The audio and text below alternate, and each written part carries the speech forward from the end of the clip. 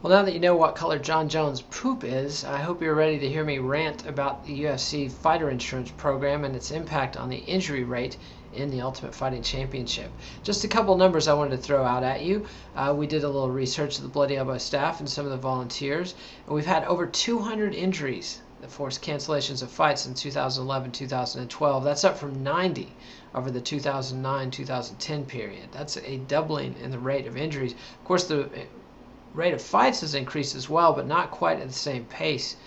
And before the insurance, then the year before the UFC offered insurance in June of 2011, there were 60 canceled fights. In the year since, there have been 111.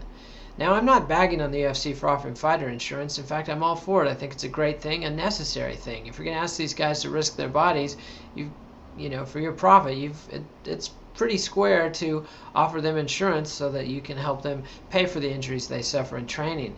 Of course, the negative unintended consequences of this is that fighters who once upon a time would have limped through a fight, taken the loss, and claimed they got injured during the fight in order to get the health benefits that the UFC's always offered for injuries sustained during fights.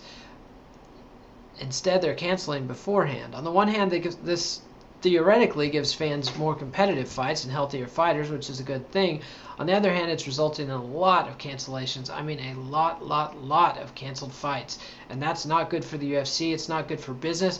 It makes pay-per-view partners, hotels, stadiums, anybody that's thinking about hosting a UFC, advertising on the UFC, going into the pay-per-view business with the UFC wonder, is this event going to happen? Is it going to happen as advertised? The majority of events this year have had a cancellation in the main or co-main event. Ironically, that hasn't been the case on FX. FX has only had 1 or 2 cancellations in the top fights, but the pay-per-view fight cards have been decimated. I'm not sure why that is, but so far the numbers we're looking at show that fighter insurance definitely correlates with a dramatic upswing in fighter injuries and fight cancellations.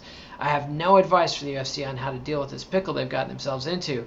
It's the right thing to do to offer fighter insurance, and yet it's hurting your bottom line when these guys cancel these fights on late notice. And then the Rampage and Aldo situations, I have no idea if the fighter insurance impacted their decisions. With Rampage, my guess is that yes, it probably did. He's got an elbow injury. He's vowed he's never going to fight hurt again. And bully for you, Rampage, you shouldn't have to fight hurt. However, it makes me wonder, if he didn't have the insurance, would he muscle through, take his last fight on his UFC card, take a beating, get his paycheck?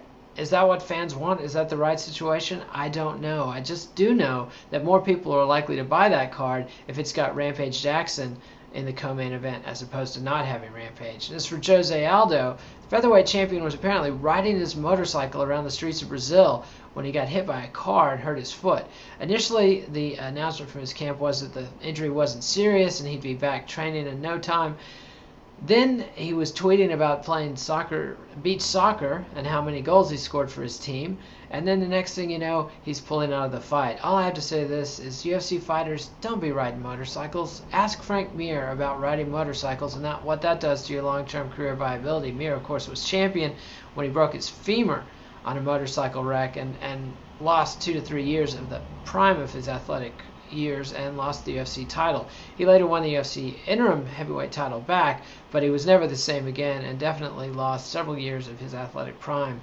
Jose Aldo, fortunately, was not injured to the same degree. Nevertheless, this is another in Aldo's cancellations. I believe he's canceled 3 or 4 fights since he's come to the UFC from the WEC, and probably become known as their least reliable champion. He had to cancel his UFC 149 fight. Now he's canceled his UFC 153 fight. At some point, the UFC is going to need to look at stripping his title and freeing the featherweight division, putting it back into play. Anyway, I don't have any answers today. I'm just bitching, as usual. That's my job. So we'll be back tomorrow with more Your MMA of the Day, and I hope you have a good one.